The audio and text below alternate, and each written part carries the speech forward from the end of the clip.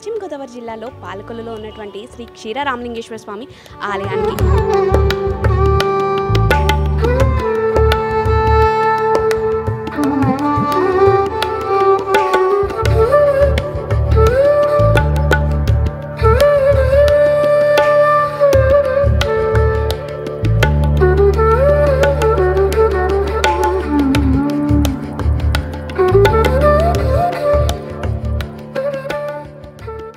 Welcome to S4 media. నేను మీ రేఖ. ఈరోజు మనం వచ్చేసాం పశ్చిమ గోదావరి జిల్లాలో పాలకొల్లులో ఉన్నటువంటి శ్రీ క్షీర రామలింగేశ్వర స్వామి ఆలయానికి.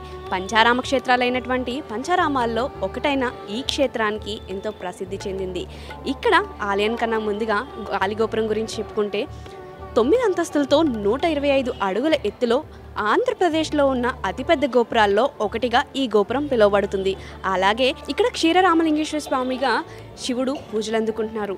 అలాగే ఇక్కడ క్షేత్రపాలకుడుగా విష్ణుమూర్తి జనార్దన రూపంలో పూజలు అందుకుంటున్నారు. ఈ గుడి యొక్క విశిష్టత ఏంటి, స్థల పురాణం ఏం చెబుతున్నాయి, ఈ గుడి గురించి మరిన్ని విశేషాలు ఇక్కడ ప్రధాన అర్చకులను అడిగి తెలుసుకుందాం. నాతో వచ్చేసేయండి.